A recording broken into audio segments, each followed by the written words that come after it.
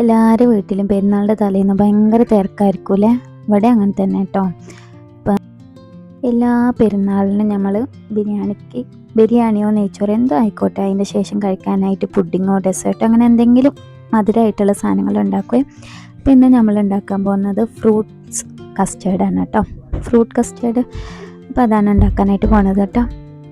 അപ്പോൾ ഞാൻ പാലൊക്കെ തിളപ്പിക്കാൻ വെക്കുകയാണ്. അതിന് കുറച്ച് പാൽ ഞാൻ മാറ്റി വെക്കുന്നുണ്ട് കേട്ടോ. അതായത് ഈ കസ്റ്റേർഡ് പൗഡർ മിക്സ് ചെയ്തിട്ട് ലാസ്റ്റ് ഒഴിക്കാൻ വേണ്ടിയിട്ടാണ്. ഞാനിത് 4 ടേബിൾ സ്പൂണാണ് കേട്ടോ എടുത്തിരിക്കുന്നത്. ഞാൻ പിന്നീട് അത് ഫസ്റ്റ് ഒരു 2 ടേബിൾ സ്പൂൺ എടുത്തു. പിന്നെ തിക്നെസ് ഉണ്ടായിരുന്നില്ല. അപ്പോൾ 4 എണ്ണാക്കി എടുത്തു കേട്ടോ. അപ്പോൾ അതൊക്കെ ഉണ്ടാക്കി മിക്സ് ചെയ്ത് വെച്ചു കേട്ടോ. ഇത് പിറ്റേന്ന് രാവിലത്തെയാണ്. അപ്പോൾ ഇന്നലെ നമ്മൾ കുറച്ച് ചോറ് ബാക്കി വന്നിരുന്നു. അപ്പോൾ അത് കളയേണ്ട വിചാരിച്ചിട്ട് നമ്മൾ ചോറും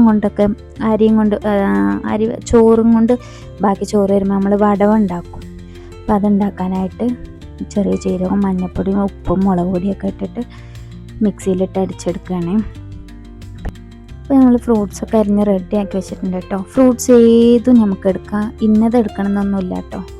ഇത് കസ്റ്റേർഡിനുള്ള ഫ്രൂട്ട്സൊക്കെ നമ്മൾ അരിഞ്ഞ് ഫ്രിഡ്ജിൽ സ്റ്റോർ ചെയ്ത് വെച്ചിട്ടുണ്ട്. അപ്പോൾ അതിൻ്റെ കൂട്ടത്തിൽ ഞാൻ ഫ്രൂട്ട് സലാഡ് ഉണ്ടാക്കാൻ വേണ്ടിയിട്ട് കുറച്ച് ഫ്രൂട്ട്സും കൂടെ കട്ട് ചെയ്തതാണ്. ഇതിലേക്ക് കുറച്ച് ഉപ്പും കുരുമുളക് പൊടിയൊക്കെ ഇട്ടിട്ട് മിക്സ് ചെയ്തെടുത്ത് വെക്കട്ടെ. പിന്നെ നമുക്ക് രാവിലെ കഴിക്കാനായിട്ട് ചോളകത്തിൻ്റെ പുട്ടും